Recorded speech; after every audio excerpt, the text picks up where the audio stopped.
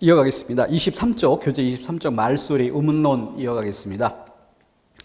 지금 이어지는 부분은 솔직히 말씀드려서 제 2강은 아니고요. 1강으로 묶어서 처리하려고 준비를 했었는데 앞에 교재 내용을 좀 개괄적으로 쭉 언급하고 소개를 좀 드리려고 하다 보니까 시간이 많이 지체가 됐어요. 그래서 어쩔 수 없이 중간을 끊어서 이렇게 설명을 드리게 됐는데 2강처럼 구분된 느낌이지만 1강으로 묶어서 처리하려고 했었던 부분입니다. 양해 바라고요. 자, 23쪽의 말소리 의문론, 이 부분에 그 빈출 비중이 별 3개로 표시가 됐습니다. 실제 그거 이상 중요하다라고 볼 수 있어요. 근데 시험 문제만 놓고 보면, 현상적인 면만 놓고 보면은 이 부분을 직접 문제로 출제하는 비중이 그렇게 높은 편은 아닙니다. 그래서 별 3개로 표시를 했는데 실제 이 부분을 모르면 뒤에 이어지는 우문 변화 현상이나 아니면은 그 뒤에 이어지는 국어생활 단원들, 그러니까 표준 발음법, 맞춤법 이런 부분들을 공부하는데 많은 영향을 끼치게 돼요. 그렇기 때문에 현상적으로 이 부분을 직접 독립된 문제로 출제하는 비중은 별 하나 정도로 낮은 그런 비중으로 보이지만 실제 원리상 뒤에 이어질 부분을 공부하는 기본을 제공하는 역할을 한다. 이런 의미에서 비중이 높다. 그런 의미에서 비중은 별 4개쯤 정도로 볼만한 항목입니다. 자, 그럼 세부 내용 보겠습니다. 자, 23쪽에서 양거로 1번 운, 말의 뜻을 구별해주는 소리의 가장 작은 단위라고 되어 있습니다. 말의 뜻을 구별해준다. 여기서 말이라고 하는 것, 이것은 뒤에 이어지는 개념, 형태소라는 개념으로 이해를 해야 될 것이고요. 형태소와 형태소를 구별할 수 있게 해주는, 구별하는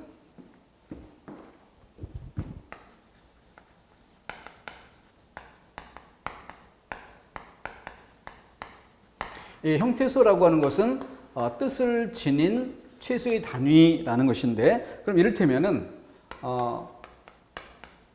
밤이라는 글자와 달이라는 글자, 밤이라는 글자와 범이라는 글자,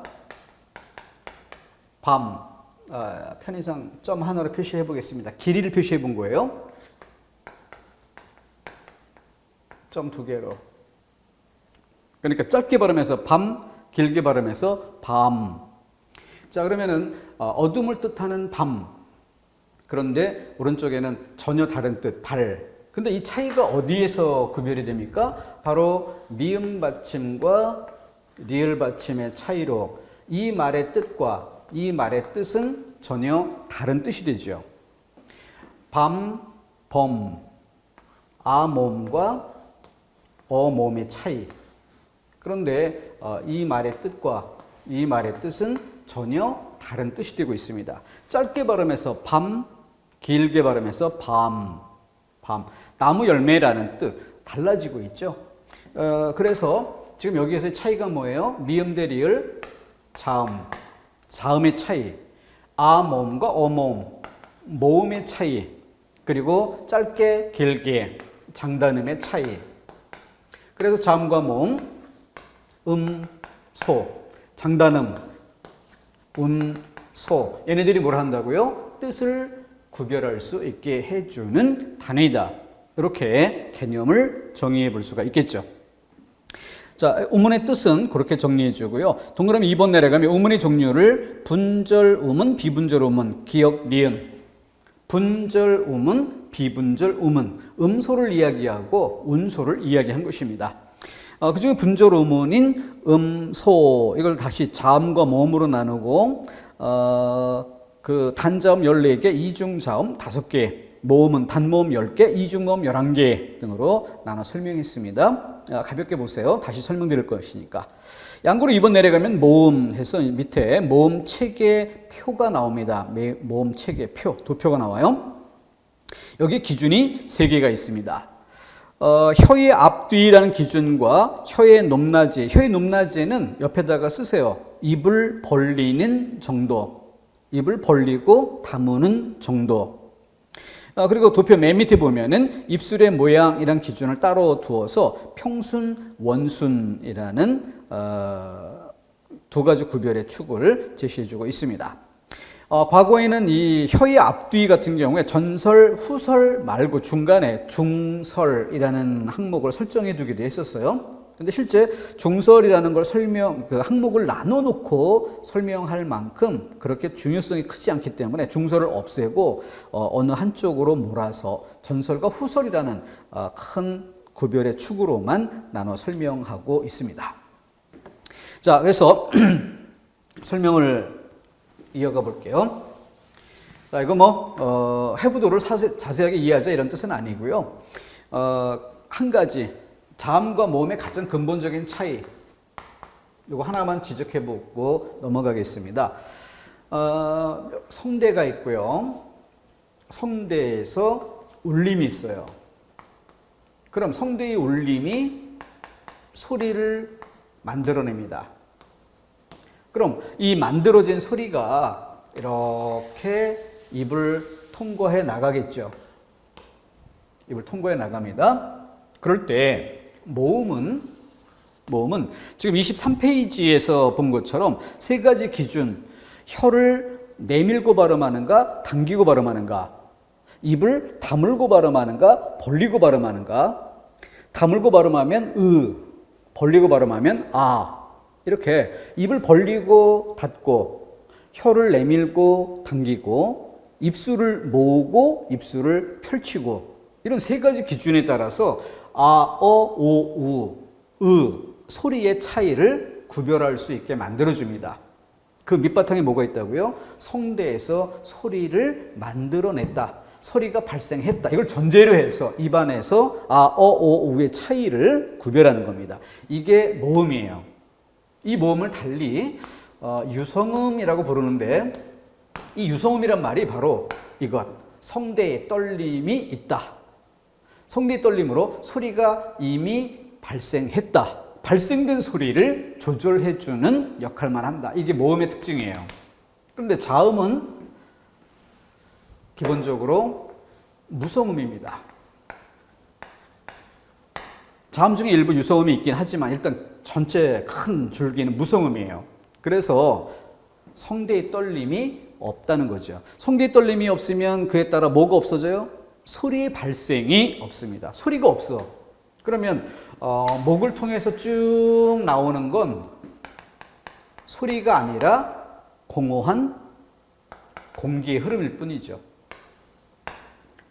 그러면 모음과 같이 자음도 소리라는 것을 나타내는 것인데, 그러면 성대의 떨림이 없으니까 성대에서 소리가 발생이 안 됐어요. 공기만 흘러갑니다. 그러면 자음은 어떻게 해서 소리를 만들어내는가?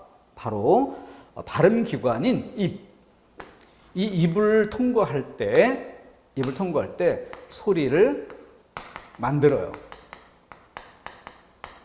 그럼 입을 통과할 때 소리를 어떤 방식으로 만들까? 바로 입의 윗부분과 입의 아랫부분이 만났다가 떨어지면서 소리를 발생시켜요. 자, 그래서 입에서 공기 흘러가는 것을 막았다가 터뜨리거나 이런 방법으로 소리를 만들기 때문에 모음과 자음의 가장 근본적인 차이가 뭐냐면, 모음은 입을 다물고 발음할 때와 벌리고 발음할 때의 차이가 있습니다. 왜냐하면 소리는 이미 목에서 만들어졌기 때문에 발생된 소리를 조절만 하면 되니까. 그래서 다물 때 소리, 벌릴 때 소리가 달라요. 근데 자음은 소리의 발생이 없어요. 성대의 울림이 없어요. 입에서 소리를 만들어내야 됩니다. 그렇기 때문에 소리를 만들려면 입이 윗부분과 아랫부분이 항상 어떤 식으로든 만났다 떨어지는 이런 작용이 있어야 돼. 그러니까 다물고 발음할 때, 벌리고 발음할 때의 구별이 없습니다. 항상 만났다가 떨어지는 지점에서 소리가 만들어지는 거기 때문에, 그래서 입을 다물고 벌리고의 차이는 없다. 이게 자음 체계표의 가장 근본적인 차이다. 자, 이 점을 고려하고 세부 정보 보겠습니다. 여기에 주목하면서 세 가지 기준을 모아봤어요. 지금 23쪽 맨 밑에 있는 모음 체계표입니다. 혀의 위치, 전설, 후설, 입술의 모양, 평순, 원순. 전설 안에서 평순, 원순. 혀는 내민 상태에서 입을 다물고 발음할 때, 입을 벌리고 발음할 때. 후설, 혀를 당기고 발음하는 상태에서 입술을 평평하게, 입술을 펼친 상태에서 입술을 모아준 상태에서 평순, 원순. 그리고 고, 중, 저, 입을 다물고 발음하는 상태, 입을 벌리고 발음하는 상태. 이런 차이입니다. 자, 이 중에 가장 기본 축으로 모음 삼각도 이, 우, 아. 여기 뭐 의 정도 넣어서 그러면은 입을 딱 담은 정도에서는 전설, 후설. 자, 요 의에서 이로 이렇게 가봅시다. 이. 연쇄적으로 발음하면서 혀가 앞으로 내밀어지는지, 우. 혀가 당겨지는지.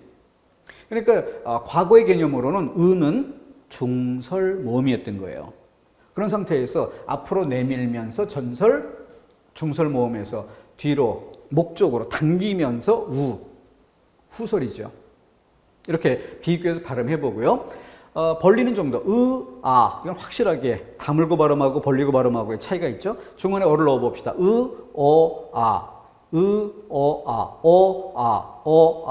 분명히 어는 조금 더 턱이 올라가요.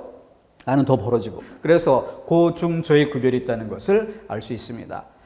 이게 왜 삼각형 모형이냐? 입을 벌리면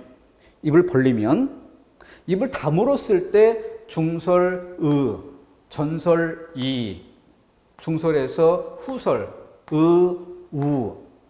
당기기도 하고 앞으로 혀가 내밀기도 하고 이게 원활하게 돼요. 근데 이렇게 벌어진 상태에서는 전설, 후설 이렇게 혀가 움직이기가 쉽지 않죠. 그래서 위에서는 이렇게 벌어지지만 입을 벌린 상태에서는 아래쪽으로 모아지는 혀가 전설, 후설로 가는 게 쉽지 않은.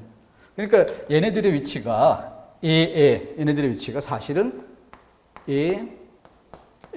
이런 정도 즈음에 놓인다 이렇게 봐야죠. 사각형 구도가 아니라 삼각형 형태로 놓이는 이런 모습입니다. 자, 이 도표 잘 이해할 수 있도록 하시고요. 이 부분을 직접 독립된 문제로 시험 문제를 묻기도 합니다.